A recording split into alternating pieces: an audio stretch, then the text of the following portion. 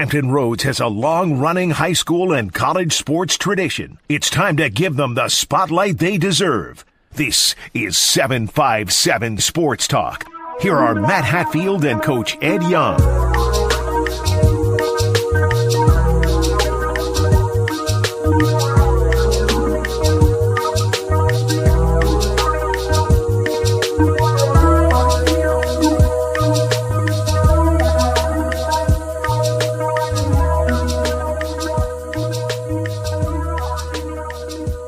And welcome to 757 Sports Talk on Cover Sports TV. Like, share, and subscribe wherever you are. Interact with us as we greet you on this weekend of Super Bowl 60. Matt Hatfield here with you. The coach Ed Young will join us a little bit later on in the program as he is in the midst of basketball practice. It's that time of year, so you can understand that. We do have some special guests that will be joining us a little bit later on here in the show. We've got Charean Williams of NBC Sports and Pro Football Talk to preview Seahawks and Patriots for us. First time they've met on the gridiron in this matchup in 11 years. We've also got coming up in a little bit Larry Rubama from The-Virginian Pilot, Daily Press and 757 Teams to talk everything on the local front and beyond with us. But a lot to go over with. Of course, the sad news yesterday, the passing of the guy that has the most touchdowns in Washington football history, Sonny Jurgensen.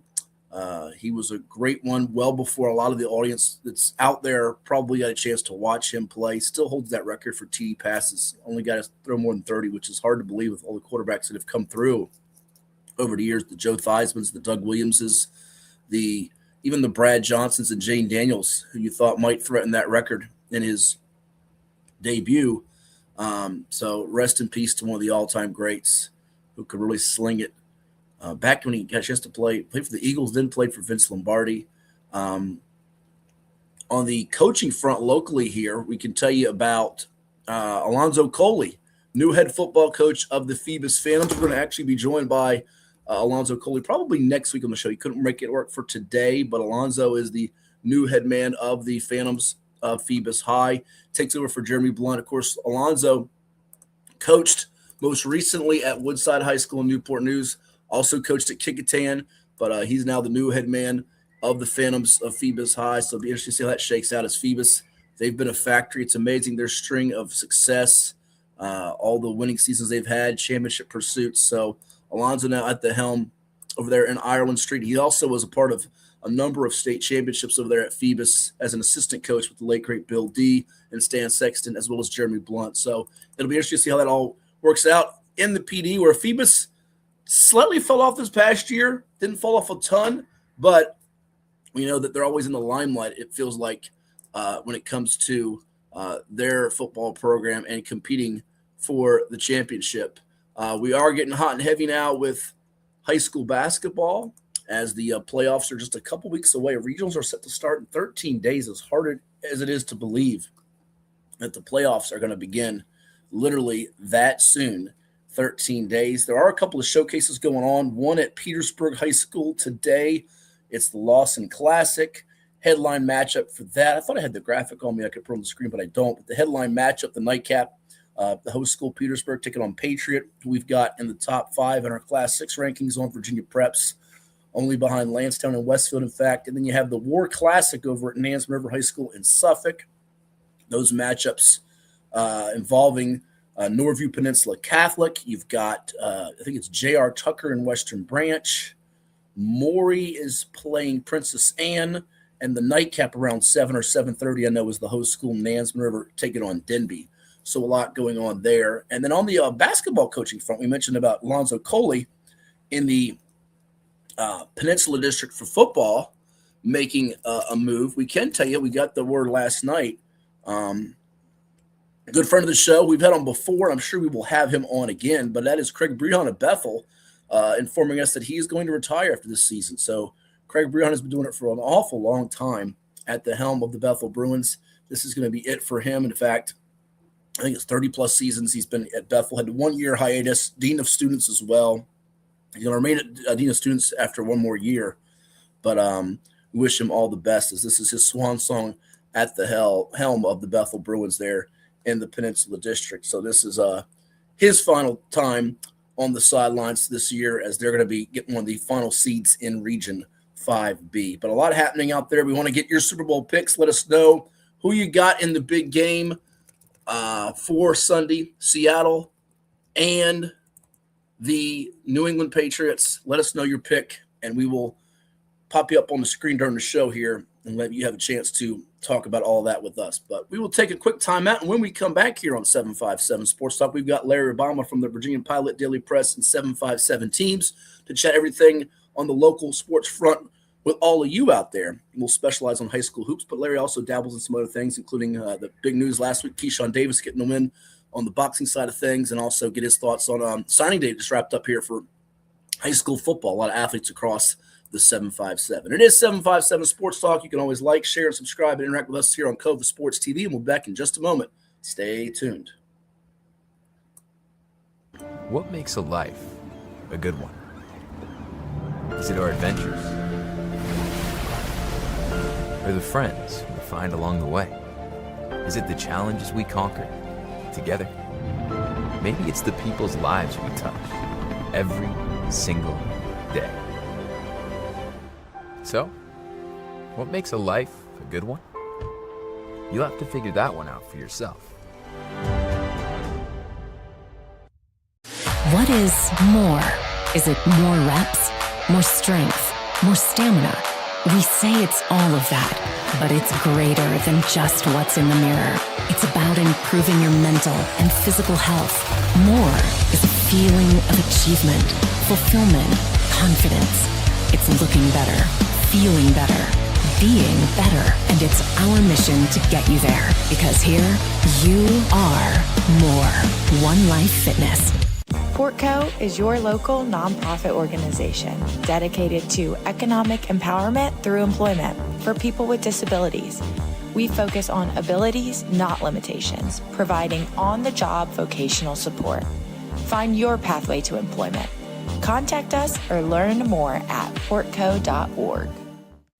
Well, it's everybody's favorite time of year again. Time to prepare to make your annual donation to that infernal revenue service. And if you're like me, you need help. Help to keep that donation as small as possible. So get off your W-2 and call John Maynard at John's Tax Service.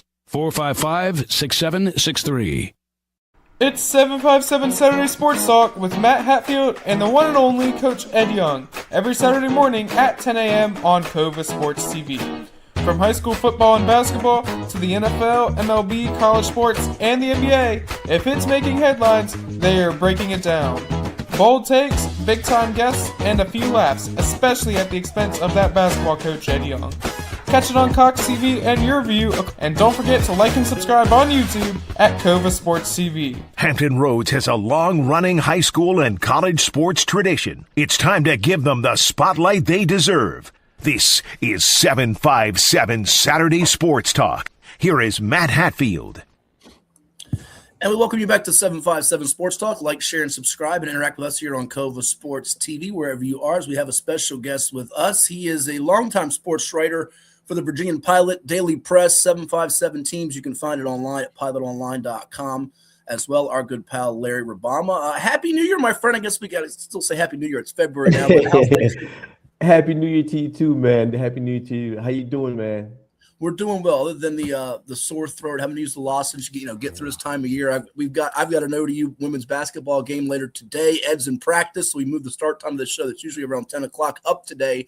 But a lot's happening in the world of sports. I want to get your take on signing day and high school hoops and Keyshawn Davis and all the great content you guys have in the Pilot, Daily Press, and online. But I want to start with first, because I know this is near and dear to your heart. You've been a sports columnist, a writer here for a quarter century, if not longer. And oh, by the way, our Lady Monarchs take on Ohio U, your school today, Ohio University, the Bobcats. But what's happened here, and it's been national news with the Washington Post cutting out its sports department. I know your colleague, your editor, Jamie Frankenberry, did a really good piece talking about just, what the Washington Post, the sports sections meant there. But what's gone through your mind the last couple of days? I know it's tough to see people. We've had Chuck Culpepper on the show before as a guest, but this is always a harsh reality and tough these days to see this happen.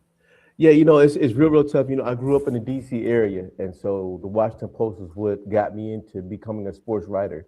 And to imagine that it's gone is hard to believe. I mean, I can remember Since 1978, 79, I used to read the Washington Post every single day. And what I really feel bad about is the high school content, what they built there. And the 7-5, they had their all-Met teams, which was an honor for everybody. I mean, I was fortunate enough to not only be written about in the Washington Post, but also wrote a story in the Washington Post.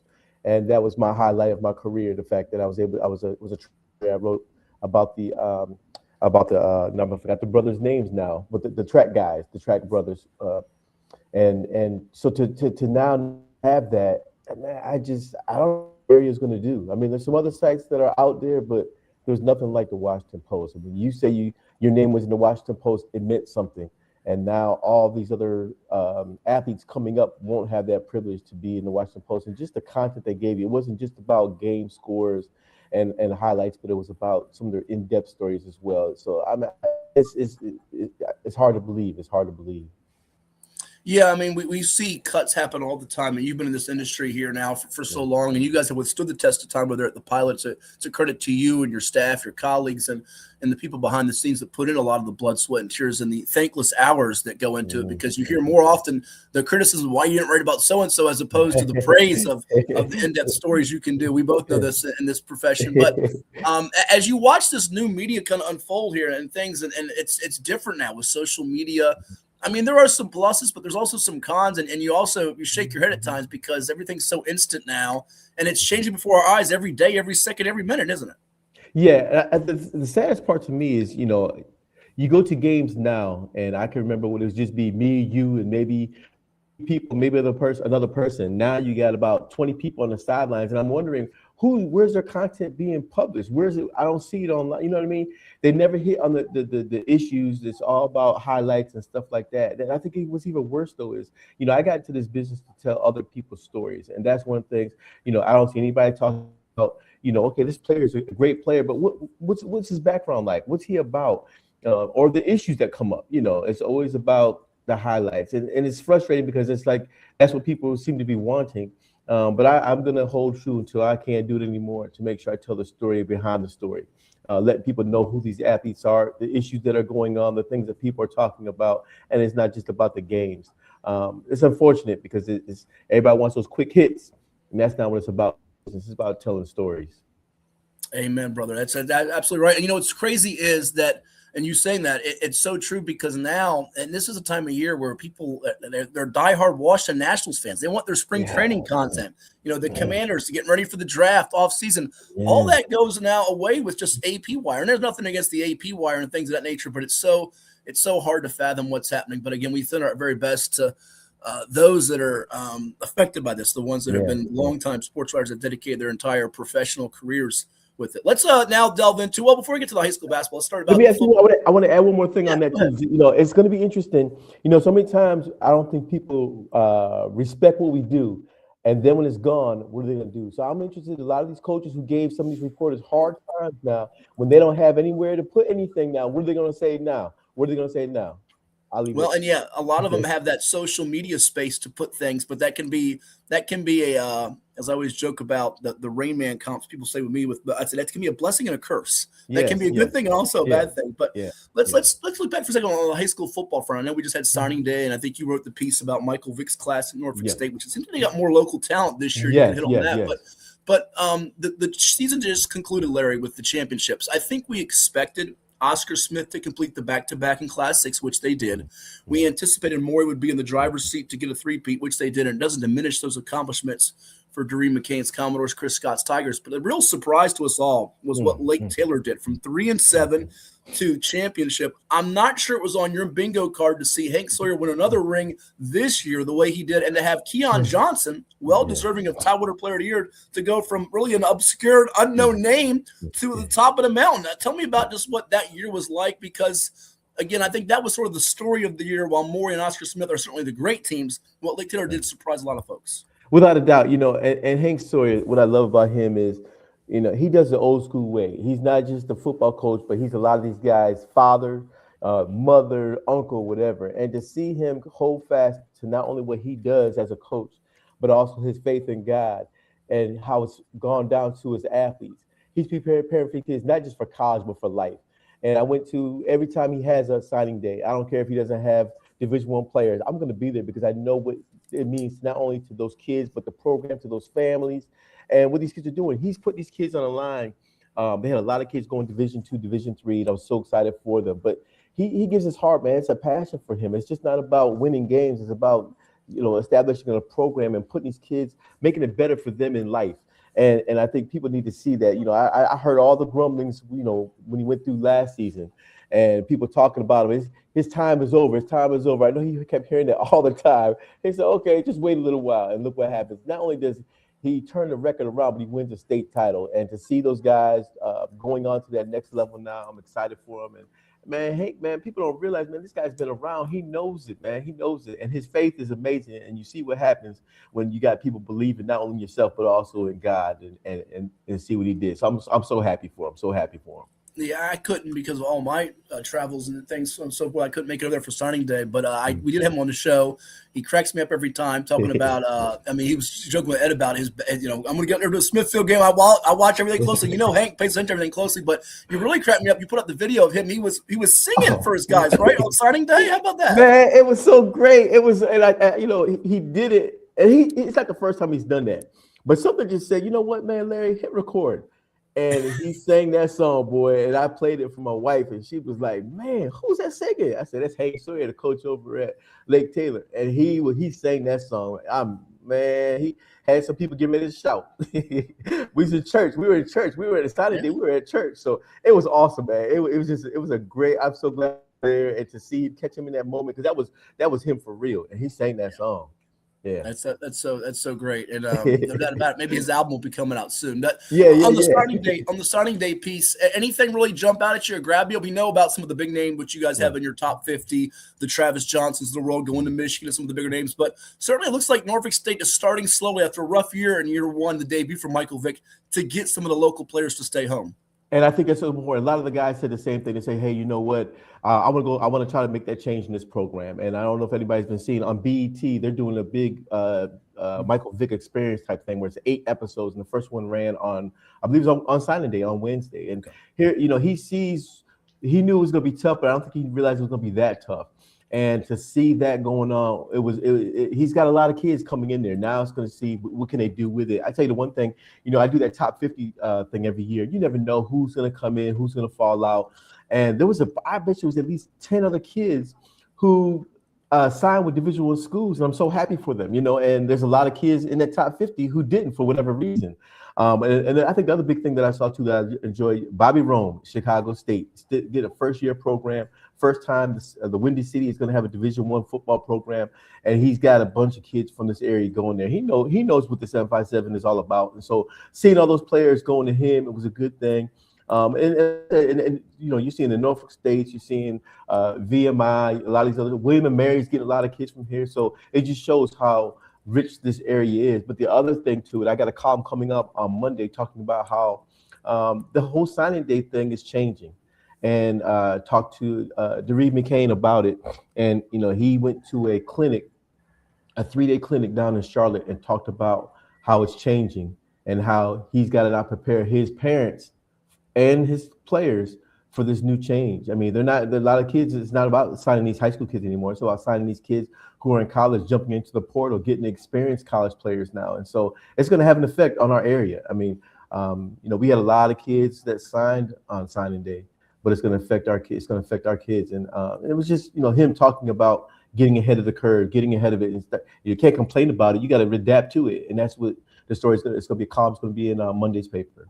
Okay, we'll check that out for sure and tease that coming up. But, it's I'm glad you brought that up, because as we get ready to transition to basketball, we see that happen more frequently now with the high school hoop standouts, where I get asked quite frequently, as I know you do, where's this standout player going to go? We'll delve into some of the key names like the Damian Robinsons at Lansdowne, who's just a sophomore, or Keon Mitchell at Norview, who's a senior, getting some attention from some of the area and state schools. But I love that you brought Bobby Rome, former Granby guy, Norfolk guy. You got Marcus McCoy from Salem, a linebacker, who's going to help, I think, right away. But the recruiting battles are going to be fascinating moving forward here to Larry. We see Old Dominion's coming off a good year. We see Virginia Tech hiring James Franklin, and UVA's already gotten a bundle of these verbal commits, it feels like, I don't know about for you, but for me, I know following the recruiting pretty closely, we're seeing kids commit so much sooner than before, whether it's being squeezed early to do so or they're doing it as juniors now. We're seeing kids, I mean, Lonnie Andrews commits as a junior from Oscar Smith to UVA verbally. We'll see if that verbal does stay and he signed. It feels like we're seeing that the process accelerated. Do you get that sense as well? It's getting accelerated or sped up? Yeah, and I think that's what the colleges want. They want to know, hey, what do we have? Who do we have? We want to get this done. If you can't sign with us right now, then we're going to get somebody else. And I think that's going to put the pressure on the kids and the parents to realize, okay, if I don't sign now, what if I don't get another offer? And I know, the college coaches know that. They know, like, okay, you going to sign with me now, or are you not going to sign? And it's going to, when I was talking to, DeRee and I was talking to some other coaches and some other former players just about what it was like going through this. I wrote a story about Pernell Sturdivant last Sunday, former all-star at Lake Taylor as well as at Virginia Tech. And we kind of talked about just this whole scene now, how it's changed, and it's putting more pressure on these kids to have to make that choice right then. Because if you don't, you might miss out. And then, of course, and the coach is going to let you know that because they want you to sign right now. So it's, man, I wouldn't want to be, I wouldn't want to be recruited right now. I'm telling you, it's tough. It's tough. It really is. As we move on to the high school basketball side of things, I just mentioned it. We're less than 2 weeks away from regional starting. We're like, what in the world? I mean, we've had these snowouts, we've had cancellations, postponements. I don't think I've been to a game in like the last 2 weeks. It seems that way. I've been watching more on the computer online through the NFHS network. But I know when I have been at some games, I've run into you at some of the better games in the area. What's your sense of the area? It feels like, last year we ended up having a boys champion class 5 in Green Run. We know girls-wise, Princess Anne continues to be the queen as long as Darnell Dozier's there and Micah Ojo's dominating things. But this year it might be a little bit more parity, wide open. I don't know that we have a defined championship favorite. What's your feeling right now? Yeah, I agree because look at I know even in our own poll, Lansdowne still number one and started off the season number one. I mean, the only 3 games they lost was two ranked teams down in North Carolina, and then they almost beat Petersburg, and so they've been getting it done. But I still think their key is they got to keep the big man out of foul trouble. When he's not in foul trouble, they keep going. When he's in foul trouble, you see it takes everything off, and then Dwight has to do even more coaching than he's doing already. But I like what Lansdowne's doing. I'm telling you, I really like Hampton. Hampton, man, they look. I haven't seen the games in person, but watching it online, and just seeing their size, their quickness, their outside shooting, their inside game, the defense. Coach Brown's got them guys playing, and I really like. You mentioned. Taft got inside, and I just like their balance. I like their balance. 2 teams. I mean, you're looking at Northview look good with the game I saw you at, man. Mitch. I mean, that team. They look exciting, and then Lake Taylor, who they beat that night, they look good. They look really good. So I mean, it's you can't count out Denby, who they got beat pretty bad by Hampton in the last one, and of course you can never count out Woodside, even though I know they're having some, they're not where they need, where I'm sure they want to be, but they got a talented coach and talented team. And then of course you got those teams in the Southeastern District with Oscar Smith, Nansemond River, Kings Fork. So it's like you said, but I haven't seen like that team like, oh man, I know they're going to do it. You just don't know. And on top of that, Lansdowne beating Patriot, that was a big one earlier this season as well. So man, I tell you, it's going to be an exciting time, and you can't say, oh, this team's definitely going to win. Yeah, it's wide open right now. Yeah, and I want to get to some of the great teams in a second because you got to see a reunion of one, which you highlighted in the paper here recently. But before you do on that with that 2001 team, because it's already started the conjecture, the conversation. I even had someone come up to me. I was at the store and they said, "So who's the best team?" I'm gonna get your take on that too. There's never a right or wrong answer to those discussions. No. As you're always gonna lose. But no, looking at the playoff the situations coming up here, and by the way, we got to clone ourselves, Larry, because Friday night coming up on the 13th, you got Kings Fork hosting Nansemond River and Norview hosting Lake Taylor, a rematch. And I said, I can't be at 2 places at once. I might have to, and I'll be in town. I might have to stay home and watch one on one computer, one on the other. That might be the strategy to go with here as we close out the season. But as you look at it too, with the scene. I'm with you. I think Lansdowne and Hampton are 1 and 2. Any way you want to slice them, because Ed and I have done our little top 5 occasionally here on the show, and for the television portion that airs on Cox and Yearview, we've kind of bounced back and forth between those two. But there have been some surprise stories too a little bit this year. And as far as teams that are getting and programs that are getting better, Denby's on the rise a little bit here. Princess Anne on the rise, known for their girls program, and even to an extent, Nansemond River. Joe Hassel's got them as maybe a sneaky dark horse in 5. I do think the depth feels like it's in 5 and maybe the most wide open, but our best shot at a championship on the boys' side is probably between Lansdowne and 6 and Hampton and 4. Is that how you feel as well? Yeah, I would agree. I would agree. But something like you said, 5 is just, oh my gosh, it's so deep. I tell you, a team that surprised me that's playing well, even though they got beat bad in the second half, but Salem looked good too. Yeah. Salem got some big boys. They got that outside shooter who's hitting everything. And for a while they were right there with Lansdowne. They had about a bad 4-minute stretch there. But that's a team that could surprise somebody. And like I said, I'm glad to see Princess Anne, beating Green Run for the second time this season. I think that hopefully that was going to give those guys some motivation and some confidence to realize, hey, we can play with anybody. I know they've been losing in some of those games against big teams and beating the other teams they should beat. Now getting that win over Green Run, I think they realized too, look, man, we can play. You better watch out for us as well. So, I mean, it's going to be exciting, man. But like you said, 5 is going to, 5 is going to be crazy. But I definitely like Lansdowne in 6, and I like Hampton in 4. And again, you can't count out Denby as well.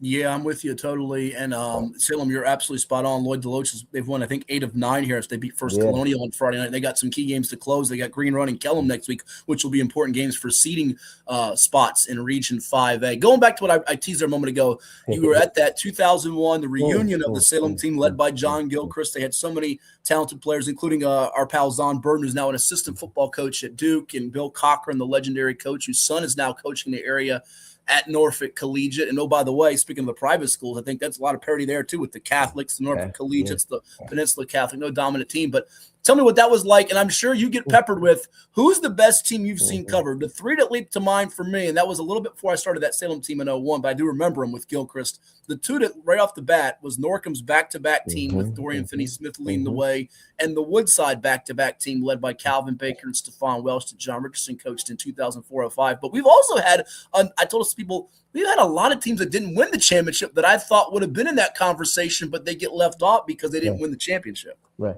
Well, and the one that people forget, that Henry team, that Cape Henry team with Chris Clark. I'm trying to think of all the players in that team, but Chris Clark, they had Paul's son. I mean, Devin that team was great. They if people don't remember, I think you remember, they played over against a young man that's in the NBA right now. I can't think of his name either, but Andrew Wiggins. Wiggins, that team was loaded, and people talk about the depth and all that kind of stuff, but that Norcom team was tough. You put them, I remember they beat Finley Prep out of Vegas, here, and that team was just tough, and it started with Dorian Finney-Smith, but it had some tough guys on that team, man. I mean, but that Salem, going to that reunion, man, Zahn actually told me about it. He says, "You're going to be at it." I said, "I didn't know anything about it." So I went to it, and just it was kind of almost, it worked out. Only the 5 starters showed up. And so I was able to chance to talk to each one of those guys. And, they said, "Man, you still doing this thing?" I said, "Yeah, man, I'm still doing this thing." And just to see those guys, the maturity, and then to think back of that team, how great that run was. I mean, beating some great teams. The only team they lost to was Oak Hill, who finished the season number 1 in the country. And to talk to those guys. And one of the things that came up was that, they talked about state titles. And they said, "Larry, man, it's crazy now. You look in the area, you might have 3 state champions in the area, from the area." And I'm like, yeah, back then, you go to Churchland High School or you go to the Scope, only 2 teams got out. And that's what I missed the most. Now we might have 8 or 9 teams getting out of the region, going to state. Back then, only 2 teams got out. And so when you went to Churchland, only 2 teams got out. And I think that's one of the things that I think I missed the most. When I talked to Coach Cochran as well, he told me, I said, he said he hadn't gone to a game in like 15 years, and he finally went to one. And the guy asked him, and the game he saw was 2 teams that were ranked pretty high. And he went to the game and he says, I look at that, not to downplay what's going on, but those 2 teams wouldn't even finish in the middle of the Beach District back when I was coaching. So those are, he's not trying to say that, but he's just saying facts. I mean, a lot of these teams that 2 teams got out of the Eastern region back when it was 3 classes.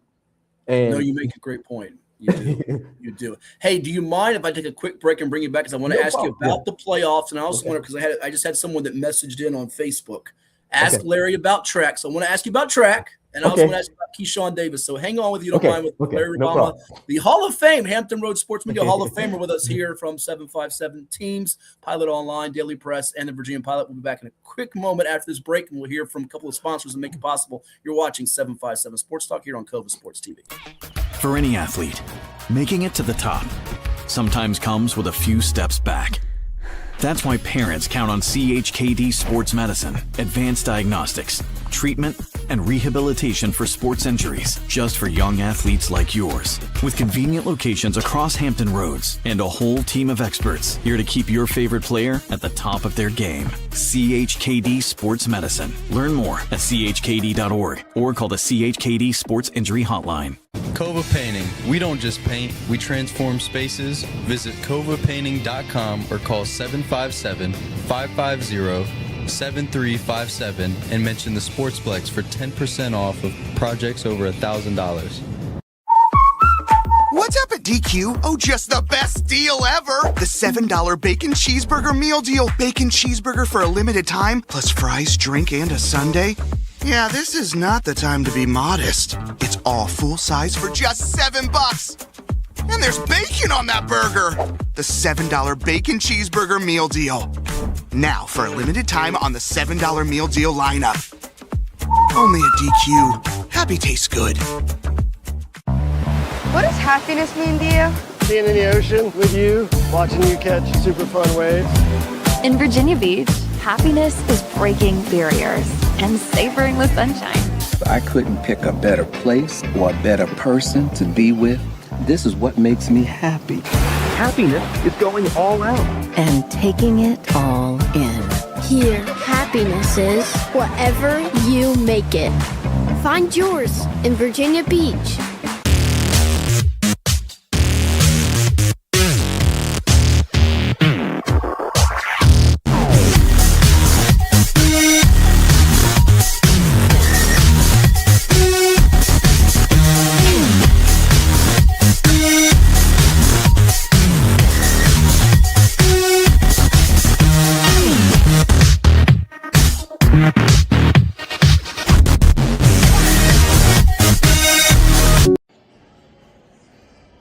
Cold, ladies and gents. It's really cold. Icy. Snow. My goodness. My goodness. And yet another Ed Young prediction that was, well... Hampton Roads has a long-running high school and college sports tradition. It's time to give them the spotlight they deserve. This is 757 Saturday Sports Talk. Here is Matt Hatfield. And welcome you back to 757 Sports Talk. Like, share, and subscribe to Cova Sports TV and interact with us wherever you are. Larry Rubama from the Virginian Pilot, 757 Teams, Daily Press. So kind of join us for another segment. Larry, we have to play that because, Ed, for the last couple of weeks, well, we didn't get the accumulation of snow that the weathermen and weather gals were forecasting. He always loves to tell me every year, which thankfully I didn't have my Virginia Prep tournament to have to worry about this. You won't get any snow. Your tournament's going to be fine. He says that. And then, by the way, his team, among many others in the state, are out not playing a game for about 7 to 10 days. And now he's in practicing while we should be doing the show together right now. But nonetheless, as we left off the last break, we were talking about how it used to be the old format. I get brought up all the time. People say, hey, will they go back to the old AAA, AA, single A? That ship has sailed. But if you were the basketball czar, we made you in charge, which would be a good move. What would be your solution? Because it feels like when we get to the playoffs, I get peppered with, I know you do too, when are these games? Where are these games? How do I get to these games? It's not all in one central location like it used to be at Churchland High School in Portsmouth or the Norfolk Scope. Is there a way where we could get the region minds together to do that? And what's the solution? Is there a solution? Well, I know there was that one time where they played a bunch of the games at NSU that one year. They had I thought it was good. I thought it was really, really good. But I know they tried one time to do that scope. It's a financial thing. People don't want to lose money. But I think if you could do it like we used to do back in the day, where you might have maybe like to do it at the state championship, you play a couple of games in one day, a couple of games the next day, and you can do that at scope. I think it would work out great. Or maybe I'm just trying to think of maybe scope or even at ODU. I think it would be a great idea for everybody to be able to have one site where everybody can go. Because right now it's spread out so far, we can't. It hurts us as well as media. We can't get to all those games. And so with me, I'm going to go to the one that's closest to me because I don't want to travel. No, I'm not trying to be driving late at night, coming home, in the dark and the cold and everything. But if they could do that, just kind of like stagger them, 1 and 2 maybe this day, 3 and 4 this day, 5 and 6 this day, and then you have it throughout the whole time. I mean, it would be well attended. People would like the atmosphere. Some of these high school gyms are not very safe. I'm not going to just say that. Sure. You know what I mean? I mean, really, you think about it, parking situations, all those types of things. You got so many different crowds coming in, it's too small, and you just make it. Here's my thing. When it comes to that time of the year, especially the state and you get the region, this is supposed to be times that you're supposed to remember as athletes. I know when I was an athlete, I wanted to perform at the best places to get the most people to be able to see you. But some of these region games that go on don't get seen by more than 200 people because people just can't get everywhere. But if you have all the games put in one area and just stagger it, people will love that. People would love that. Yeah, they would. And I think Norview or 5B has a neat scenario where they're going to have that Saturday coming up. I think it's the 21st, 2 weeks from the day, where they'll play 4 games in a row, all at Norview that day. So you see all the teams in the one spot, which I love. I love that idea and that concept. The one thing I don't love about that concept for that region, some region, is we have different circumstances where Region A will do this and Region B will do this. And we're doing the same state championship. And how they get home court and then they don't, or this team gets a bye and this team, that's where it makes some of the cloudiness with some of it. But there will be some compelling storylines, that's for sure, as we move into it. As we close out the high school hoops part of it, and we'll go to a couple quick hitters with you on track and the boxing with Keyshawn Davis in the limelight. There hasn't been as many coaches. I brought up earlier. Craig Brehan told us last night that he's going to be retiring after this season. Oh man! Yeah, one of the. I know he's going through some health challenges, but one of the best has done it. Ed's back in the mix. Dwight Robbins has been doing it for a long time, but there's not a lot of coaches we see that are staying around at places like they used to. You just talked about Bill Cochran. I think of him and Jack Baker and the late Ben Moore, Dennis Katufa, some of these veteran coaches. What's your sense of where we are with the coaches? And it could be with not just basketball, but football too, because it feels like we don't have a lot of the continuity that we used to. No, it's almost like what's going on, on the college level. Some of these coaches just jumping. And I'm gonna tell you one thing. Just talking to coaches, one of the main things is parents. I tell the coaches often. I mean, I know several. I won't say the sport. I won't say the school, but I know I've talked to several coaches who are very successful in the sport that they do, and they're still hearing it from parents. I wouldn't be a coach because I would get fired for things I might say to a parent who comes in and thinks that their kid is all that and the kid isn't. And then the coach does everything he possibly can for this kid. And then that kid ends up, because he's not happy, the parent's not happy, takes him to another school and they're transferring.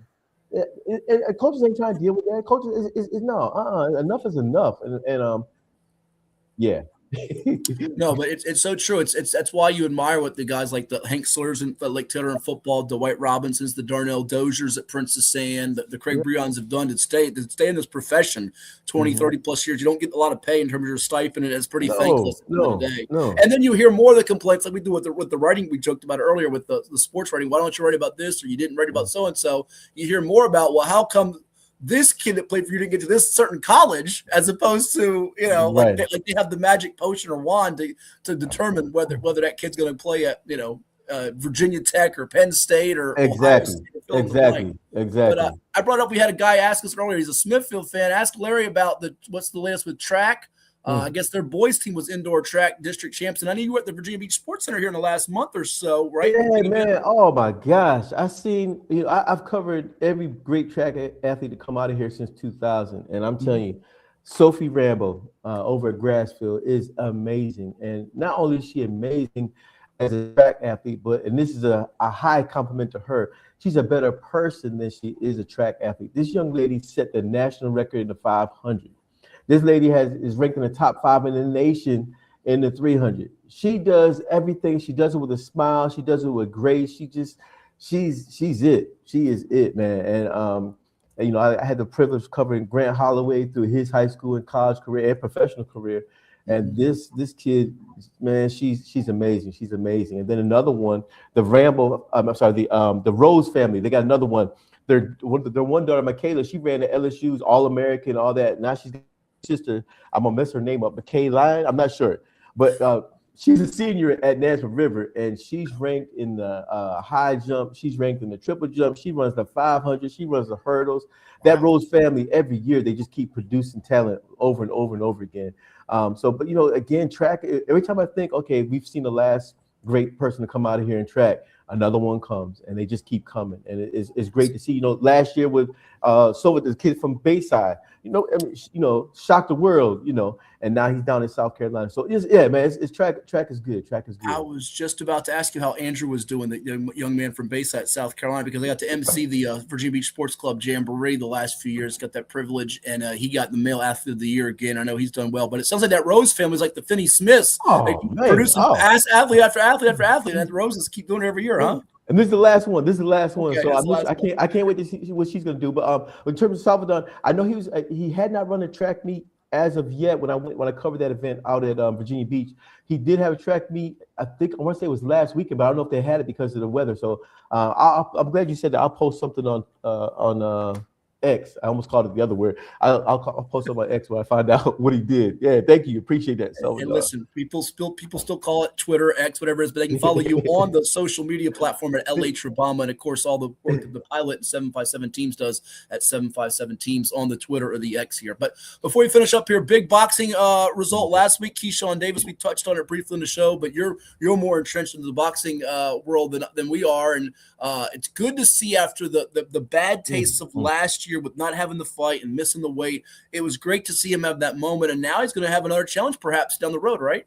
Yes, he is. I had a chance to talk to him, I think it was a week before the fight, and he talked about how he had to just get away from everything, he had to refocus, get himself situated, get himself just appreciating the game, appreciating his family, appreciating everything, and he's dedicated himself more to his family and to his God, and he talked about that. And what was interesting that I noticed when I was watching the fight was he walked out not to a rap song or anything like that, but to a gospel song by CeCe Winans. And so, and I'm hoping that that's what's going to keep him focused. He got rid of everybody who was around him and got a whole new team. He's got people going to tell him, look, man, you tripping. You need to get back on focus.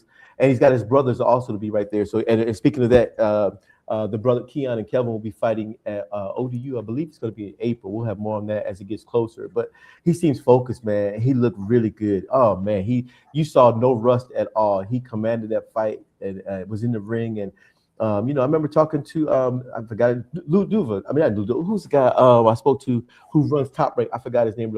Bob Arum. I remember talking to Bob Arum when I did a story on Keyshawn. He said, look, I've seen a lot of great fighters, and when I look at Keyshawn, he could be the next Sugar Ray Leonard, because what it's about, he says, a lot of times you have fighters who are real good fighters but can't deal with the media well. Then you have people who can deal with the media that can't fight. He can do both of them. He's very charismatic. He's got that it. And maybe sometimes in life we have to go through some troubles to realize what we have and to have a better appreciation for it. I think last year's all that went on, not making weight, the stuff that happened after the fight, has got him refocused and realized, man, I almost messed all that up. I almost messed it all up. Now I got my other chance. So I see big things from him. I think he's going to probably move up again in the weight class for several reasons. But I think one of his good friends is Shakur Stevenson, and I know they don't want to fight each other. And so he can move up and, make a name for himself. He's strong. He's one of the most powerful punchers we have right now. Across boxing right now and for his size. So I'm looking forward to great things from him and his brothers and get that DB3 back out there in a positive way. I'm looking forward to what this year is going to hold for them and the future. They got a bright future. All of them in their 20s, bright future. Yeah, so well put there, Larry, because I'm glad to hear that Davis is going to be fighting at ODU, so fans can check that out. And I remember when the late, great Sweet Pea Whitaker passed away, we had Jordan Spivey in studio on our radio program afterwards. And you just hit on it with just the charisma part. It feels like you have to have those special qualities, that flair or swagger, which he's got. And maybe the first guy to have it to that extent, like a Sweet Pea, is Keyshawn Davis here, right? Yeah, and he does. He loves it. He's like, bring it on. He's not afraid. He's so confident, not cocky. Some people might think it's cocky, but he knows what he can do. He knows the training that he's done. He knows what he's all about. He knows what he's fighting for. And the one thing I really, really liked about him was that he brought also an awareness about mental health when he was coming through that. So he's had to deal with a lot. He's got a lot on his shoulders as well. And just represent not only his family, but also the 757. They have so much love for the 757. And like I said, I can't wait to see what the future holds for him.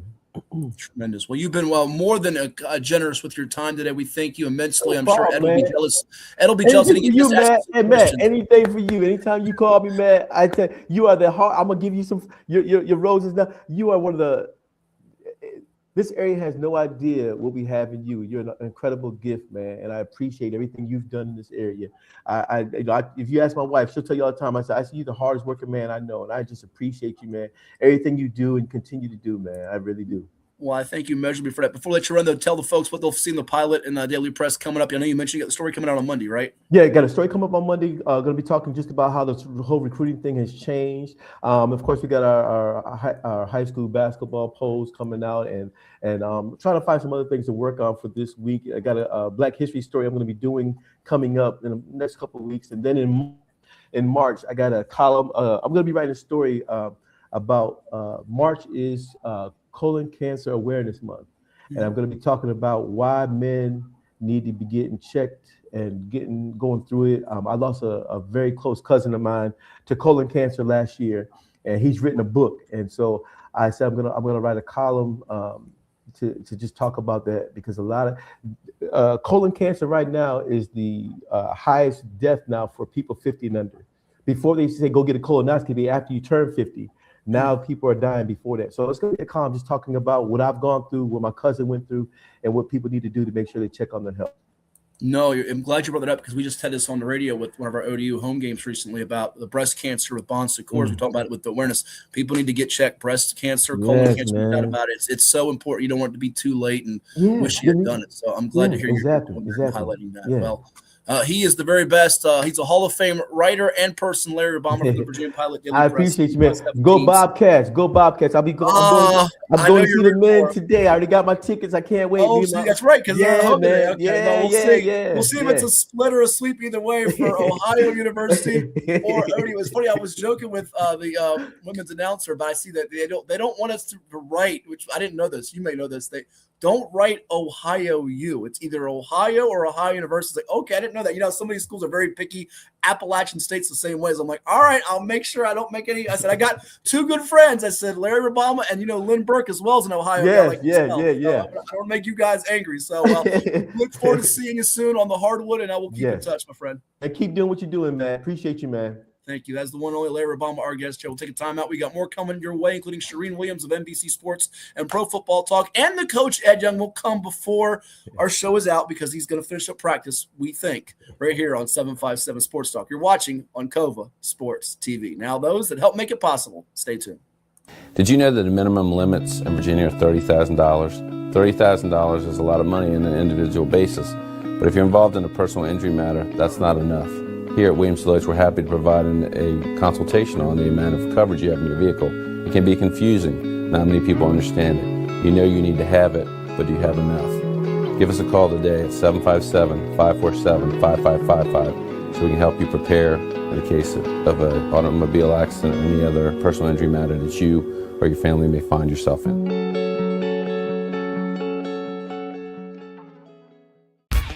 For any athlete, making it to the top sometimes comes with a few steps back.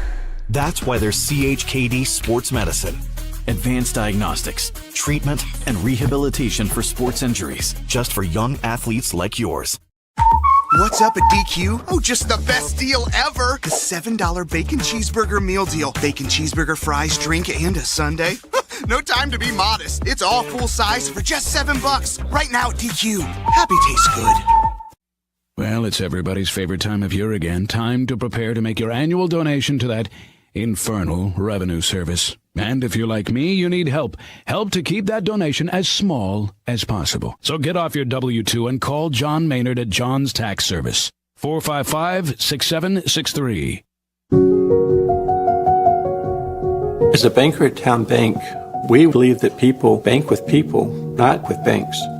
You're looking for an actual personal relationship, and that's what you get at our bank.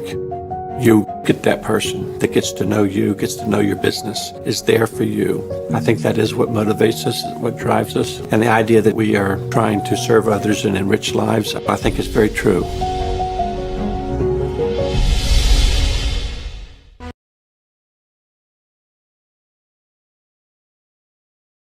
What makes a life a good one? Is it our adventures? Or the friends we find along the way? Is it the challenges we conquer together? Maybe it's the people's lives we touch every single day. So, what makes a life a good one? You'll have to figure that one out for yourself. After more than 50 years of innovation, AstroTurf still leads the way. The inventor of artificial turf does it all, right here in the USA. We engineer, test, manufacture, and install the world's most innovative fibers and turf technologies, with over 30,000 tracks and fields worldwide. AstroTurf, powered by Sport Group.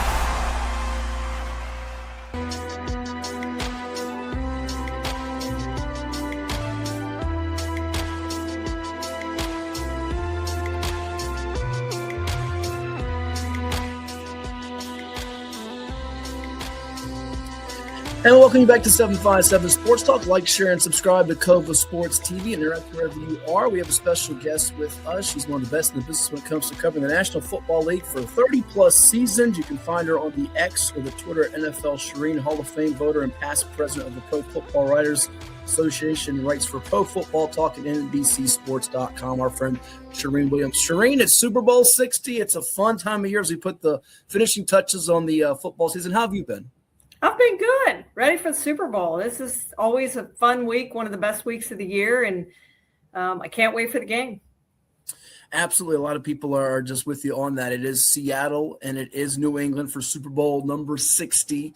And you got a neat story on I saw earlier on NBCSports.com and Pro Football Talk on a defensive player for the Seahawks who once upon a time played in the Lone Star State. But before we get to all that and the matchups and what you think of this game, also get a quick moment with you on the Hall of Fame too, but neither of these two teams made the playoffs the previous 2 years.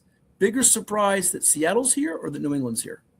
Oh, I think the Patriots, just based on what they've done over the last 2 years, how few games they've won, new head coach, first year, second year quarterback. I mean, it's a pretty amazing story to see them come from the ashes back out. And it wasn't that long that they were in the Super Bowl. So it shows you how quickly things can turn if you get the right coach, the right quarterback. I think it should provide hope for every team that's downtrodden in the NFL, including the Browns and the Raiders and teams like that, the Titans, that if you get the right coach and the right quarterback, you can get to the Super Bowl fairly quickly, turn it around fairly quickly. And the Patriots have shown that. Really has been the combination. And all year long, I don't know if you felt this, but I've heard so many different talking heads, the pundits, the scribes describe this, that it felt so wide open. So you really could have had about 10 or 12 or 15 different Super Bowl combinations, and the playoffs are pretty riveting from the start to the end. So many close games, so many fourth quarter lead changes. You've been covering this league for 3+ decades now. Have you seen a postseason or remember one that's been like this one? Well, I don't know if there's that many teams that had a chance. I mean, we do have the number one seed and the number 2 seed, the number 1 seed in the NFC and the number 2 seed in the AFC. So it tends to kind of follow those lines, and I think it did again. I think the Broncos had a chance in the AFC. The Rams obviously had a chance in the NFC, and the Eagles, I would say, had a chance in the NFC. So I'd probably throw the Bears in there. They'd had a chance, and that's probably all I would say that I would put in there. For me, it was a 2-team race in the AFC, and it came down to that, and the Patriots were better on that day than the Broncos were. And then in the NFC, you always thought it was probably going to be a team in the NFC West, and as it turned out, the Seahawks were better than the Rams. and better than the 49ers. And so they earned that right. So, I don't know that it's that unusual than many other years, other than we don't have Patrick Mahomes in the game. We don't have the Chiefs in the game. That is a rare occurrence as Patrick Mahomes became the quarterback of the Chiefs. Rare occurrence. And, of course, even if he had stayed healthy, I don't think the Chiefs were the team this year. The question is, can the Chiefs get back to where they were? Because it looks to me like the Patriots are going to be here for a while. So is it going to be the Patriots and the Chiefs going back and forth and battling for that? With the Broncos perhaps in there competitively in the next few years, or is it going to be down to the Patriots and the Broncos and maybe not many other teams in the AFC? We're going to see. It remains to be seen. Again, you turn this thing around in a hurry, and perhaps the teams we aren't talking about right now, a team like the Ravens that changed head coaches, is going to be in this game next year. It's not inconceivable. No, you make up some great points, because there are some people out there that have that craving of the Chiefs. If they're Mahomes, Travis Kelce, Andy Reid fans, or the loathing them, they got Chiefs fatigue, if you will. A little bit of that on the East Coast too with the Philadelphia Eagles, and it's been that way with the New England Patriots. So this is a different regime from the Belichick-Brady era to now Vrabel, who played on some of those championship teams, and, of course, now Drake May. But Buffalo's been right there knocking on the door. So has Baltimore. So it's fascinating storylines as we move things along here. But I did want to bring up one of those stories that I touched on in the storylines and subplots. You had a great piece up there on Pro Football Talk, NBCSports.com, on DeMarcus Lawrence. He's now age 33, spent 11 seasons in Dallas, and now he's in the Super Bowl in his first campaign with Seattle. And he can be a key X factor in this game, can he? Yeah, I would have him as one of my X factors in this game. Has a chance to earn the MVP of the game if he can have the game of his life, which is, again, not unprecedented in Super Bowl history. We've seen it before where a defender, a Larry Brown or Dexter Jackson or whoever that might be, comes and performs at a level that we've never seen before. And so I'm not putting that out of the realm of possibilities that DeMarcus Lawrence has the game of his life and is MVP of this game. I think he can have a huge impact on this game and on that Patriots offense. And I just think that Seattle defense is so good. It's not going to surprise me if the MVP comes off the defense. Of course, Sam Darnold's the betting favorite, but it's not going to surprise me with as good as that Seahawks defense is if the MVP comes off of that defense and not the offense. I'm with you, because that Seattle defense has just been stupendous here lately, and they don't have as many of the name players on the defense that they did during their run with the Legion of Boom, where they had Richard Sherman and Earl Thomas and Cam Chancellor, who hails from our area in the 757 in Virginia. Yet they're just consistent and they get the job done. And I want to go there before we double on the quarterbacks here with Drake May and Sam Darnold, that the defensive lines, it feels like they're going to be the story in this game. And in New England's case, they've allowed 15 sacks in 3 playoff games, 11 against 4-man rush. This game come down to which offense can protect its quarterback better? That, and which may lead into my key, is turnovers, because I think if Sam Darnold doesn't turn the ball over, if they protect him, he doesn't turn the ball over, I think Seattle wins this game handily. I don't think it's going to be close. I think that New England defense can keep it close for a bit, but if they don't force turnovers, then I think Seattle's going to end up running away with this game. So, as Bill Parcells taught me so many times when I was covering him, you got to have a good offensive line. You got to have a defensive line. That's where it starts. If you have a good offensive line and a good defensive line, you're going to have a chance in every single game. And I think we've seen that with these two teams, with good offensive lines and good defensive lines. So the quarterback play and the lack of turnovers or the amount of turnovers that one of these quarterbacks has could have the final say. And, Drake May, frankly, in the postseason has been a little loose with the football. And he hasn't had to pay a price yet, but he could pay a price against the Seattle defense. Bring up a great point, because I think he got overshadowed by all the turnovers that C.J. Stroud had in the snow in that divisional round game. And then furthermore, backup quarterback you're facing against in Denver didn't have a lot of passing yards, but he made some plays with his feet. And that one, we're chatting with Charean Williams, NBC Sports Pro Football Talk, as we get you ready for Super Bowl 60 between Seattle and New England on Super Sunday. Our guest here on 757 Sports Talk is Cova Sports TV. Like, share, and subscribe. And Charean, I want to go to the high-level wide receivers in this game. You have Jackson Smith and Jigba for Seattle, who, if he's not the best receiver in the league, he's right there with Puka Nacua in that conversation. You have Cooper Kupp, who's gotten an MVP in a Super Bowl. You have Stephon Diggs, who's had a really find career, changes teams from Buffalo to New England, other receivers that can make plays in this game. Receiver position going to give the defensive backfields problems in this one? It could. I mean, it's a good group of receivers overall that we have in this game, so that could keep it exciting for sure. But yeah, I like the receivers in this game, and I do think JSN is the best receiver in football. He was this season. He was on my MVP ballot. So yeah, I think you got to give him his kudos for what he's done for the Seattle offense. They've been just fantastic this year. And he's made a huge difference for the offense. And as you said, Cooper Kupp's already won Super Bowl MVP award and is a top-notch receiver. And the Rams seemed to think that he was done. He wasn't, and he had another great year and has been an impact in the postseason. So I love all these receivers for both the teams. And you look at some of those New England receivers who kind of are unsung, who I think could make a big impact as well. I would put some of them probably as my X factor. Yeah, Matt Collins, a guy from UNC, like Drake May, that certainly has had his moment stepping up and play. And I want to go to the running back position because it amazes me, Charean. You remember the last time there was an MVP in a Super Bowl? It was Terrell Davis 18 years ago in that memorable upset of then defending Super Bowl champion Green Bay. The Packers led by Brett Favre, Davis, along with John Elway. They get it done for the Broncos.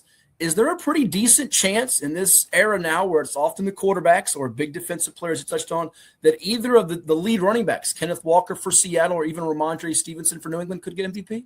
Well, Kenneth Walker has had an amazing postseason so far.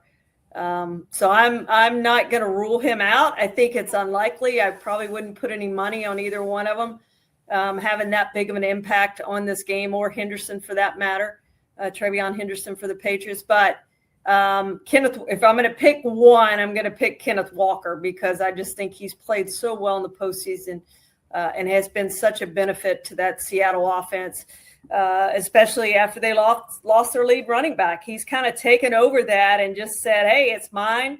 I'm going to perform to this level, and I'm going to show you that, you know, I am a number one running back and I can get it done. And he's done just that. Yeah, minus Charbonnet. I want to follow up with you on that. Travion Henderson hasn't gotten as many touches. I know he had a concussion late in the regular season, if I recall, and I bring him up because a lot of fans in our state love him from Virginia, Hopewell High School, before he started with the Ohio State Buckeyes. Any chance you could see him getting more touches in this game because he was really not involved at all in the game plan against Denver in the AFC title game? Yeah, I think you're going to see some of him.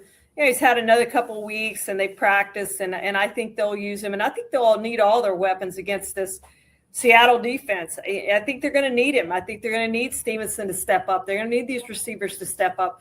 They're going to have to play at a level they have not played at this season if they're going to have a chance. They have not played a defense like this.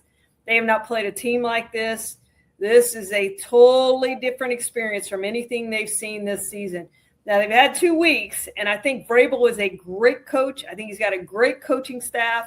I had Josh McDaniels as my number one on my assistant coach of the year with what he did with Drake May. He was my vote as the assistant coach of the year. We'll see if he wins that award on Thursday. But I just think that they've got an amazing coaching staff. But I think they're going to use every one of these weapons, and they will need to. And they will need to pull out some new and different plays from what they've had in the regular season if they're going to have a chance to stay close to Seattle. Yeah, you're like me. I'm leaning towards Seattle having their way potentially in this game. And that leads me to my final one on the game with you before we finish up with the Hall of Fame and let you run here, Charean, that Robert Spillane had a big pass breakup for New England to seal its win over Houston in the divisional round, the linebacker. I know he's been dealing with an injury. I believe it's an ankle issue. What are you hearing on his status, and how crucial is he to their defense functioning at a high level? Because if they have no Spillane or Spillane at less than 50%, it feels like Seattle can maybe get a lot of what it wants offensively.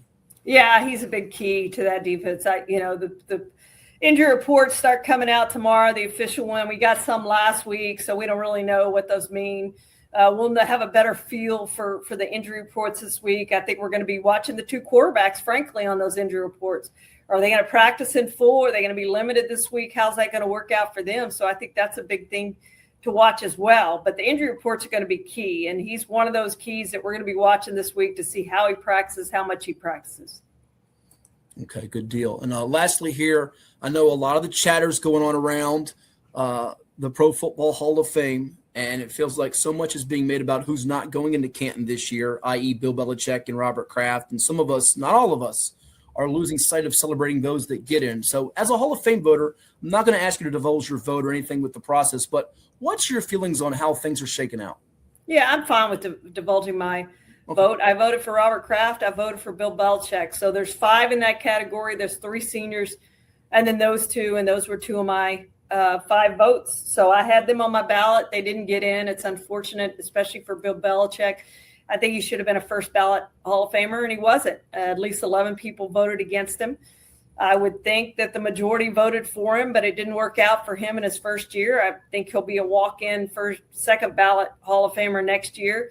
Once you get in, I don't think it matters whether you're first ballot or second ballot in the NFL. I mean, you're in the Pro Football Hall of Fame, and you celebrate that. And ask anyone other than T.O., I guess, from Harry Carson to Drew Pearson to whoever the time, Charles Haley, the time it took them to go in, and they'll tell you that being in the Hall of Fame is being in the Hall of Fame. They're never going to take you out of the Hall of Fame, and it doesn't really matter when you went in, just the fact that you went in. But I do hope come Thursday that we've gotten over Bill Belichick, and we've gotten over Robert Kraft, and we've gotten over Eli Manning, and we can celebrate Drew Brees or Larry Fitzgerald or whoever it is, Roger Craig, whoever goes in. I hope we can celebrate those guys and be happy for them and not overshadow the fact they're in the Pro Football Hall of Fame. I think it does an injustice to them. I think it's unfair to them. And I want to see them celebrate and get to enjoy this moment. Awesome. Well put. I'm a big Larry Fitzgerald guy, so I'm happy for his opportunity here. And before we let you run here, Charean, how can the audience out there check out some of the great work you have there on NBCSports.com, Pro Football Talk? What's the best way to follow your coverage? Yeah, you can go on to NBCSports.com, or you can go on to Pro Football Talk, and that's where we are. And we'll be here all week and pounding away at the keyboard and putting up a lot of stuff. So I'm going to get back to work and put up a lot more posts today. Awesome. Charean Williams, one of the best in the business, 30-plus years of covering the National Football League. Bill Nunn Award in 2018. Also a Hall of Fame voter, past president of the PFWA. And, of course, I can't forget a distinguished alum of Texas A&M. So she'll be watching and following and rooting for Buckyball this March as the madness will be coming for college basketball. Always a pleasure, Charean. Enjoy Super Sunday, and we'll talk down the road. Matthew, thanks for having me. You bet. Charean Williams, our guest here from NBC Sports and Pro Football Talk. We've got more coming your way. It's 757 Sports Talk here on Cova Sports TV. Like, share, and subscribe, and we'll be back in just a bit. Stay tuned. What is more? Is it more reps, more strength, more stamina? We say it's all of that, but it's greater than just what's in the mirror. It's about improving your mental and physical health. More is a feeling of achievement, fulfillment, confidence. It's looking better, feeling better, being better, and it's our mission to get you there, because here you are more. One Life Fitness.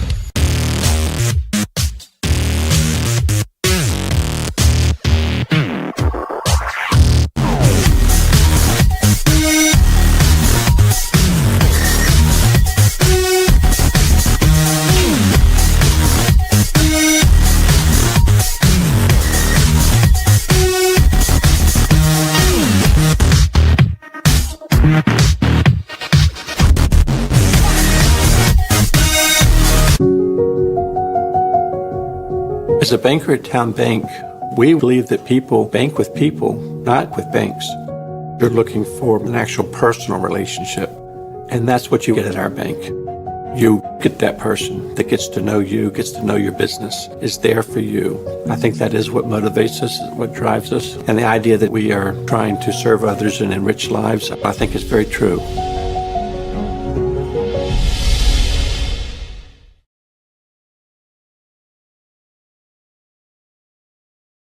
What makes a life a good one? Is it our adventures? Or the friends we find along the way? Is it the challenges we conquer together? Maybe it's the people's lives we touch every single day. So, what makes a life a good one? You'll have to figure that one out for yourself. Well, it's it's everybody's favorite time of year again. Time to prepare to make your annual donation to that infernal revenue service. And if you're like me, you need help. Help to keep that donation as small as possible. So get off your W-2 and call John Maynard at John's Tax Service. 455-6763. Portco is your local nonprofit organization dedicated to economic empowerment through employment for people with disabilities. We focus on abilities, not limitations, providing on-the-job vocational support. Find your pathway to employment. Contact us or learn more at portco.org. I'm Dr. Mark Cardelia, orthopedic surgeon and surgical director of the CHKD Sports Medicine Program. We see a lot of knee injuries in student athletes these days, and many of these are ACL tears. Parents often ask how to know when a knee injury may be serious. The most obvious symptom is severe pain or swelling in the knee joint. Your child may have heard a pop when the injury occurred. Look for signs they can't put weight on the knee around 48 hours after the injury, or if the knee feels unstable or wobbly. Those are all signs you should see a CHKD sports medicine specialist. Our sports medicine physicians, surgeons, athletic trainers, and physical therapists understand the needs of growing athletes and tailor treatment to fit each child's age and level of activity. Our goal is to accurately diagnose the problem in a timely fashion and provide the treatment that will ensure a safe return to activity. Kids want to play, and we want to help them get back in the game. To learn more, visit chkd.org. Sports medicine at CHKD. We're more than a hospital. Well, look, I don't blame coaches. You know, I've got friends that are playing with 27-year-olds and they feel bad. I said, don't feel bad. We don't have any rules. Why should you feel bad? But let me give you this. Real simple. The rules be's the rules. So if you put your name in the draft, I don't care if you're from Russia and you stay in the draft, you can't play college basketball. Well, that's only for American kids. What? If your name is in that draft and you got drafted, you can't play because that's our rule. Yeah, but that's only for American kids. Okay. Now, here's the next lawsuit. Well, we don't have a say over European players. You do if they're playing in college basketball. So that means you don't have a say over high school kids. So whatever a high school kid does before he comes here, don't you do one thing because there's a suit. Because what you're saying is, if he's in Europe, we don't have the same rules. What? If he puts his name in the draft, he can't go to college. He left his name in. Well, that's different because he's European. Okay, you're not doing anything with a high school player then. We don't have any jurisdiction over a high school player, do we? We don't. So when they come, you just got to say, all right, now they're here. The other thing, the eligibility, again, real simple. You got 5 years to play 4. If you stay at the same school 4 years, we'll give you a 5th year. If your coach leaves or is fired, you can transfer without penalty. You can do it once, and if the coach is fired or leaves, you could end up doing it twice. But after that, you got to sit out. You transfer, but you got to sit out. Does anybody care what this is doing for 17 and 18-year-old American kids?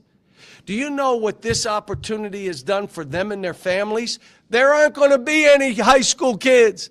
Who, other than dumb people like me, are going to recruit high school kids? I get so much satisfaction out of coaching young kids and seeing them grow and make it and their family life changes that I'm going to keep doing it. But why would anybody else, if you can get NBA players, G League players, guys that are 28 years old, guys from Europe, do we really know their transcript? Do we have somebody over there? Do we really know their birth certificate? Or don't we? And then, just there's no... Look, Tommy Izzo, Mark Few, there are a bunch of us that are just... We got no rules. Why did they let that kid play? Tell us all. Here's what the reason. Then we'll all go get pros. We'll go find them. Here's my second thing. You ready? No one listens to me. I told you. My wife, I talked to her. She's not even listening. She got ear things in, and I didn't know. I'm talking to her. You ready? Mid-season, unless you're in the school. This is an easy rule. We can do this, NCAA. Don't tell me about lawsuits. If you join a program at mid-season, you cannot play that season. If you're in school and have to get yourself eligible, that's okay. You can play the second term without playing the first. What? So now, let me ask you this. What does that do for the kids in the program that you're bringing kids in at midseason when it was their opportunity? I mean, I just don't get any of this.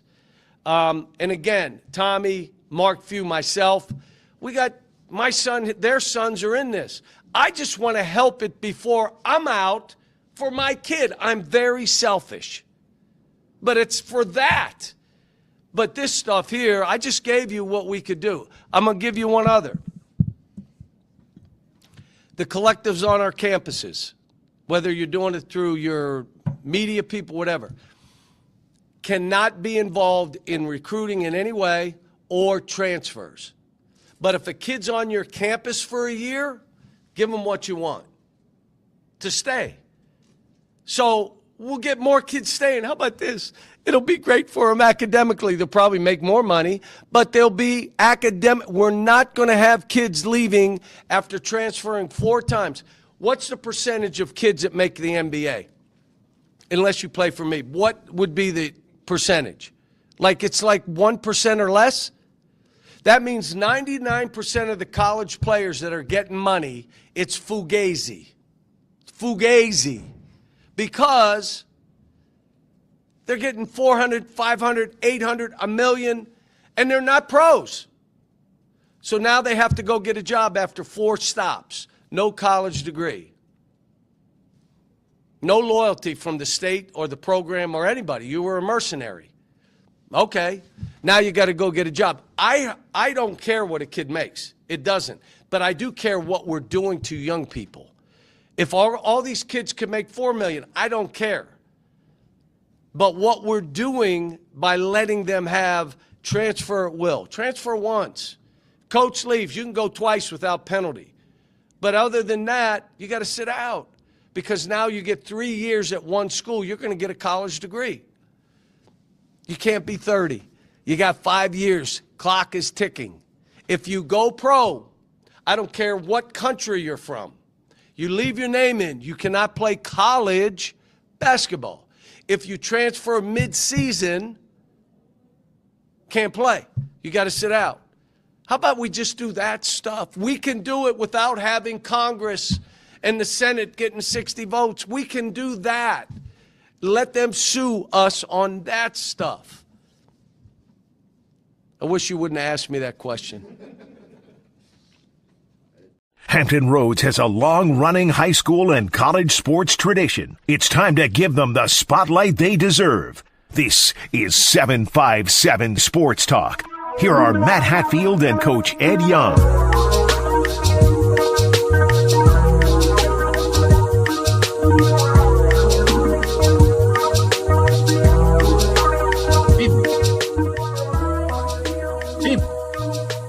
People, I don't know who's more long-winded, John Calipari or my cohort Ed Young, because they both can go. You spin them up, you wind them up, just let them go. And they can go. You spin them up, they can go.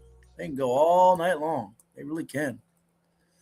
Welcome back to 757 Sports Talk here on Cova Sports TV. Like, share, and always subscribe as we talk to you about the world of college basketball. We're going to close up the show with our Super Bowl picks here in just a bit, but a lot of interesting games on the docket on this particular Saturday, including Calipari's Hogs, the Razorbacks, who are 16-6 at Mississippi State, who's 11-11. But I want to begin with a game that was last night at the Garden, MSG, St. John's, with Rick Pitino taking down Danny Hurley and UConn. And I'll pose it to the audience out there, as we also are posing to all of you out there. Give us your Super Bowl prediction, your MVP, your score, heads or tails, what color's the Gatorade, How many safeties will be in the game? Give us all your picks. We want to hear from you out there here on Cova Sports TV. Rebel Juice is saying Devin Warry's the X factor. Corn out there going 42-17. Where are my Pats fans at? Where's the New England fan base? They're kind of sort of conspicuously quiet here on this particular weekend. They've been in so many Super Bowls, I think they're a little surprised in some respects that they're here. And they should be surprised, but happy, delighted.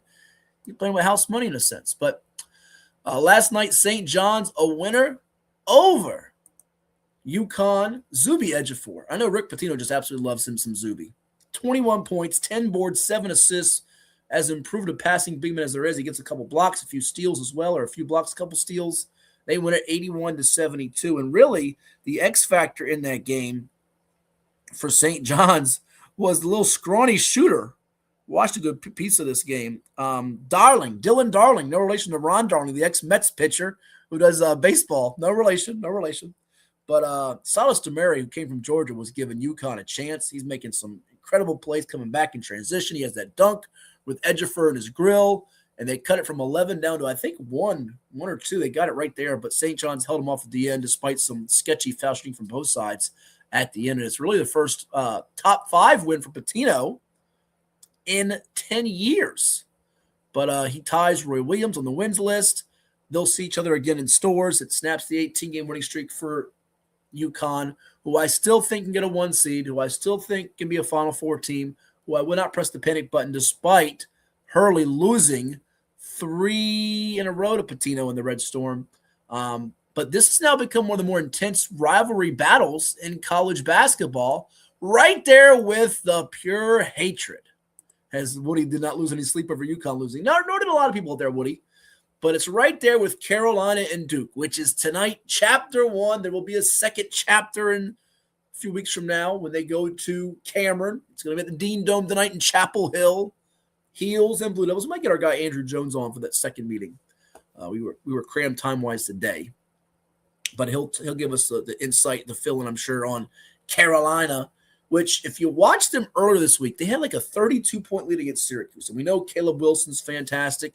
We know Cameron Boozer, Carlos's son, part of the Boozer twins that play for Duke, is equally great as they're projected to be like the 3rd and 4th picks or the 4th and 5th picks in the draft, right behind that showdown we had last weekend with A.J. DeBonsa of BYU, projected by most to go 2nd in the draft, behind Kansas's Darren Peterson, who was electric last week in the first half, but he's had the knee issues, the cramping issues. He's going to be a fantastic pro, should he stay healthy. But they're right there. This freshman class is out of this world. You got Keaton Vogler from Illinois. Folks, watch some of these freshmen play in college basketball if you haven't yet, because they are out of this world. It's one of the best classes we've had in about 40 years of freshmen in college basketball. Carolina Duke is the rivalry, Woody. Some will argue that the best rivalry in college sports is Ohio State and Michigan in football, or Alabama Auburn, pure rivalry. Carolina Duke is where it's at. I know the ACC has not been as great in recent years. I get that. I fully comprehend that. But this will be interesting tonight because going back to that Carolina-Syracuse game, Carolina's defense has been leaky at times against guards that can beat you off the dribble. Boobie Miller from SMU, Josh Okorie for Stanford. Does Duke have a guy that's going to destruct him like that? They're going to put a lot of extra attention on Boozer, who's going to step up around him. They have shooters. Duke has been a little iffy at the foul line. They lost a game at MSG that they had won in December, right before Christmas, to Texas Tech. Speaking of which, Texas Tech ended up spitting one away against Kansas on a Big Monday. But I'm interested because my first initial inkling of this game was, look, Duke is going to pound them. Carolina's been woefully inconsistent on defense. They had that 32-point lead, get down to like 7 or 8 against Syracuse. What is going on with them? Hubert Davis is getting a lot of hate right now. But when I look at it a little bit closer, I don't know. I think Carolina's got a real shot in this game because it's a little bit like UConn St. John's. You're on a long winning streak. You've been playing great. Throw records out the window sometimes. This is just good old-fashioned hate and rivalry, which we don't have a lot of in sports. Oh, my guy Bobby Rome tuning in. We got to get you on the show, Coach. Congrats to you. We had Larry Rubama on earlier, raving about your signing class at Chicago State and all the 757 flavor that you've been getting. So we want to get you on here soon. So I'm glad you're tuning in. And it is a great rivalry. I know it's very near and dear to your heart and your heel heart, Duke and Carolina. So my brain said initially this week, Duke's going to win by about 15 to 20, but looking at it a little closer and talking to one of my inside sources who follows the sport closely, he said, not so fast, my friend. He says this could be a trip-up spot for Duke. I do think, sorry, Bobby, that Duke will have its way in the second encounter at Duke, but this one tonight, Carolina's got a shot to pull the upset. And every Saturday in college basketball, you're going to see these top 5, top 10 teams, especially as we get closer to Selection Sunday, start to drop here and there because there have been some dominant teams so far. Arizona's number 1 in the country and deserving of that. Michigan is number 2.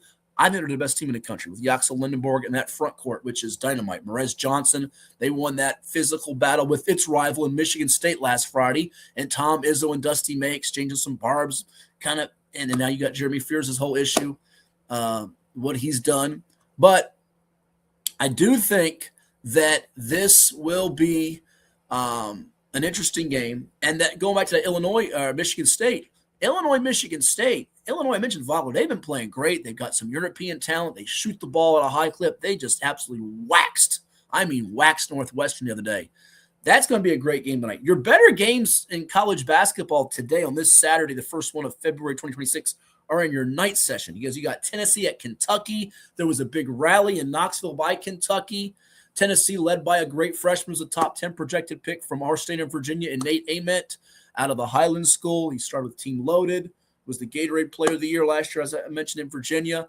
He's fantastic to watch. As long as Jacoby Gillespie stops fouling people on three-point shots, which he did twice last week, twice against Auburn, they got a good chance to get revenge, although it's on the road at Kentucky, who's playing mighty, mighty well at this point. So they're coming off a big, impressive performance after beating Arkansas on the road last Saturday, first team, I think, to beat Arkansas on the road. So I'm fascinated by that one. And then the late game at BYU, folks, BYU is one of those teams that will drive you crazy, but they are entertaining as heck.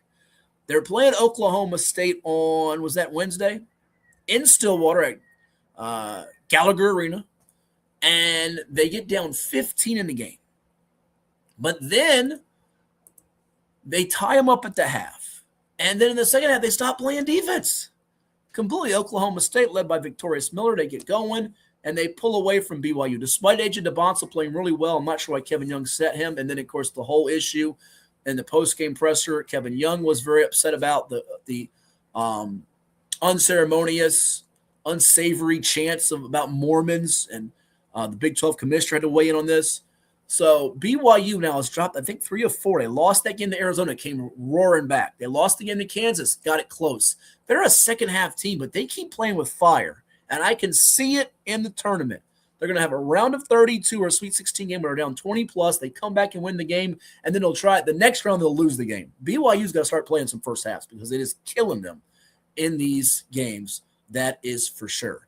Before we go to break, we have a special guest stopping by. But I do say this, by the way, watch, as maddening as BYU is, watch them go beat Houston tonight in Provo to knock out Kelvin Sampson's Cougars, who play some physical defense. But we have with us on the program now, as we wait for my cohort to Coach Ed Young, our buddy and pal from the Virginia Beach Mustangs. He's got the Mustang swag today, and he's the leader in the picks contest. Bruce Pearl, not the Bruce Pearl who used to coach at Tennessee and Auburn, as we talk college basketball with you, and you'll see him on the tube today, I think, with ESPN, but the real Bruce Pearl, who's the best Bruce Pearl. Good morning, sir, and how are you? Hey, I'm doing great, Matt. How are you? I'm doing well as well, and we've got Coach joining us here in a moment as he just finished up practice over at Smithfield High School, which went long, that's the norm for him. Before I talk with you about your Super Bowl picks and let you interact with Coach for a moment, your Mustangs had a nice little run there. Tell the folks about what you did, and of course, people watch Mustangs football all the time with us on Cova Sports TV. Fill the audience in that don't follow the Mustangs. We had 3 teams that got to go to nationals this year. 2 of them actually won the national championship, one at the highest division. And then one of our other teams, the 11U team, got beaten in the Natty, gave up a blur late in the game. And, it was just an unfortunate play. But pretty exciting to have 2 national championship teams from the same org. We believe this is the first time it's ever happened in this area. Awesome. Now, for those who don't know, your late great father, Sid Pearl, was the one that got the Mustangs program started. Tell the genesis about it and how many championships it is now for your program. Wow, I do happen to know that. Traditionally, I wouldn't know that, but all the kids make such a big deal about it. But this is actually, we are now 10-time national champs. Nice. I guess that's a wrestling I don't know, some kind of wrestling thing where they say that. I don't know where it comes from. Oh, listen, trust me. We just had on someone from VCW. They have a wrestling show tonight. We had that discussion with Mr. Excellence Brandon Scott last week on the show, and Ed will be weighing in here in a moment on the wrestling. So, but for those that don't know, Mustangs football, you guys do it. It's almost like a year-round thing now, right? Isn't it? Pretty much. There's no time off. There is a little bit of time off, but it's become a different animal than it was when you first started, isn't it? Oh, no doubt. It is almost year round. We have our end of the season banquet this evening. So that'll be a great show. All sorts of cool things going on there. Daree McCain, the coach of Maury, will be there. And we've got all sorts of cool special guests that are going to get to talk. We're leading into 7-on-7 that starts next Friday night. High school 7-on-7. Youth 7-on-7 starts on Saturday. We start the inside work at the Virginia Beach Fieldhouse on February 16th. Spring football is going to start in middle of April.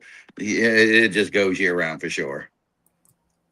Yeah, it really does. We're joined by the now director, the head honcho of the Virginia Beach Mustangs, Bruce Pearl, with us here on 757 Sports Talk and Cova Sports TV. Like, share, and subscribe. As I get ready to bring in Coach Young, I want you to look at these standings, Bruce, for a second here. Regular season, 27 for me. You were 25-29. Ed was 22-32.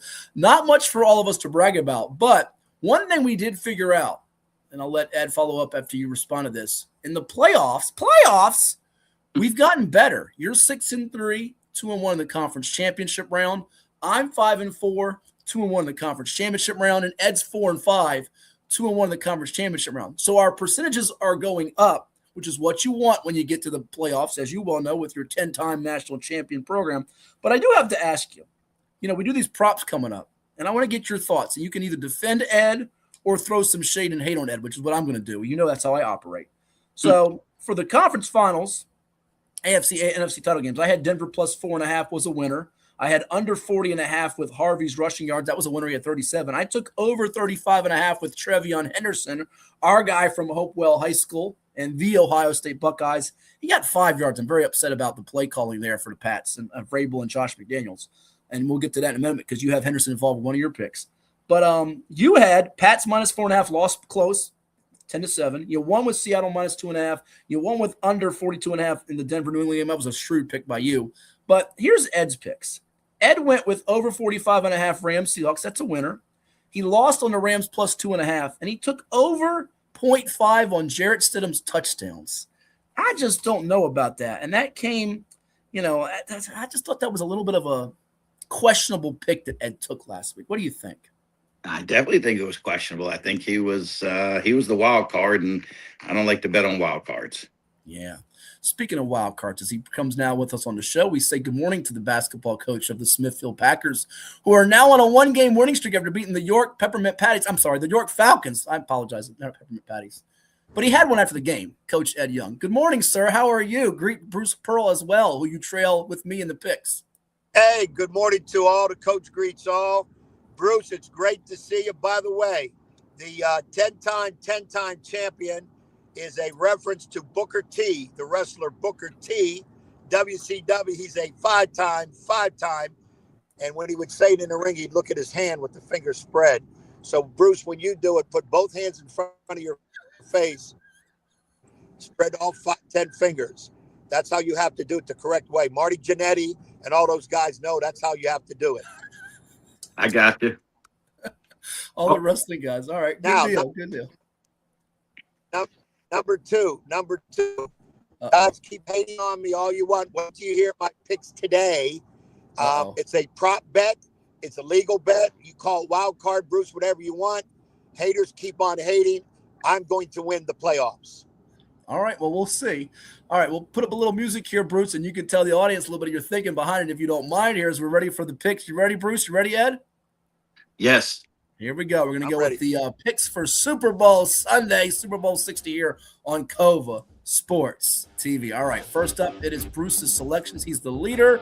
Bruce, we're going to put him up on the screen here for you and tell the audience what you got here for this particular Super Sunday as we now have him on the screen. Here we go. You got the Pats and you got some interesting props here. But I should say Pats on the spread, but Seahawks on the win. That's correct. I think it's going to be a really close game. I think it'll be a low-scoring game. Traditionally, everybody's a little conservative early. I did consider playing the under in the first quarter and first half, but I'd like these a little bit better. I did also go with Travion Henderson because I do think he's that wild card, Ed, and I take him. But I think if New England's going to be able to stay in the game or possibly win, they're going to need a big play or two out of him. So that's really the reason I went there. I know Drake May's actually only had 3 or 4 rushing touchdowns this year, but I believe he's also going to have to be able to run the football. You know, when Seattle can rush you with 4 guys, the quarterback's going to have to be able to run the football. And so I think he'll be scrambling some. He's tough to tackle back there. And ultimately, that's the reason I took that he may get a touchdown run. I love it, Bruce. I actually had Henderson last week, but I like his receiving yards. So you got the combo platter there with the rushing and receiving. And Drake May, to your credit here, this shows he does his research, Ed. The rushing the last game, let's say last week, for May, 65 yards rushing after 86 yards passing, and that the snow elements out there in Denver against the Broncos. So again, Bruce's picks: Pats plus 4.5, under 45.5, and his props over to 28.5 with Henderson's rushing and receiving and May's TD run. But he's got the Hawks 21-17, which is close to my score. But here's how we operate, Bruce, before we let you run here. I get to go first with the head up with Ed. You can judge these after we get done with them here. And I know Ed's going to give us a coin toss pick. He's going to give us a Gatorade pick. But I'm going to beat him to the punch here with my first selection before I get to my winner. I'm going to go with 4 today, and Ed can go with 4 like you have. So we have the bonus pick today. All right, Ed.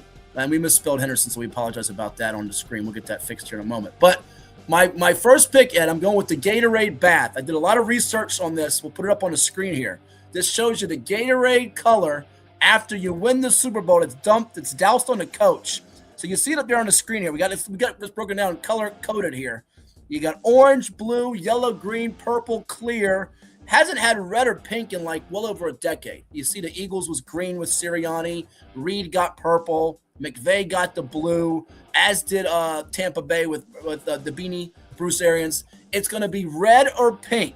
I'm telling you right now, it's going to be red or pink. I talked to my guy. We've had Gatorade sponsor some of the show, Rehydrate, Replenish, Refuel, Gatorade with Dollar Dame Lillard.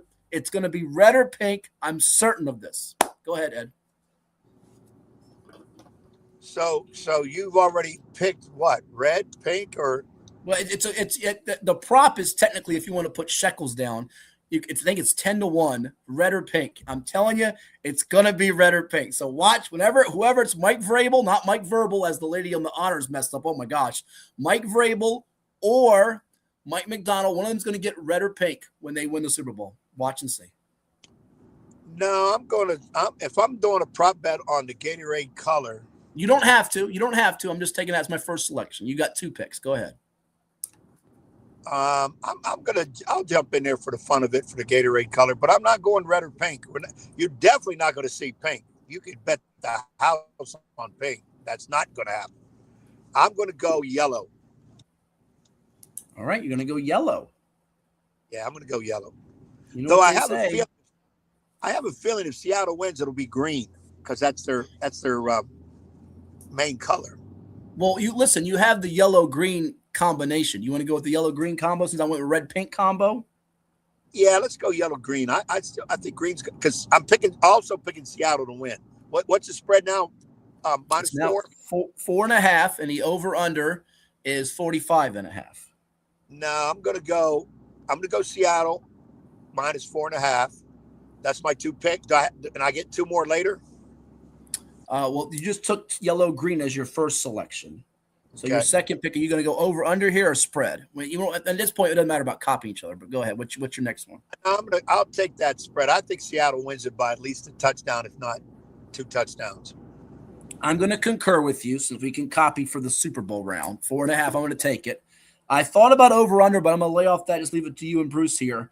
I'm going to go another one here. Both teams to make a 33-yard field goal. You heard it right there. Both to make a 33-yard field goal. This is a game with field goals, multiple field goals. So give it to me to go with red or pink in the Gatorade and Seahawks minus 4.5. I got 1 more left. Ed, you got 2 more left. Go ahead. I'm going to do first half under. first half under.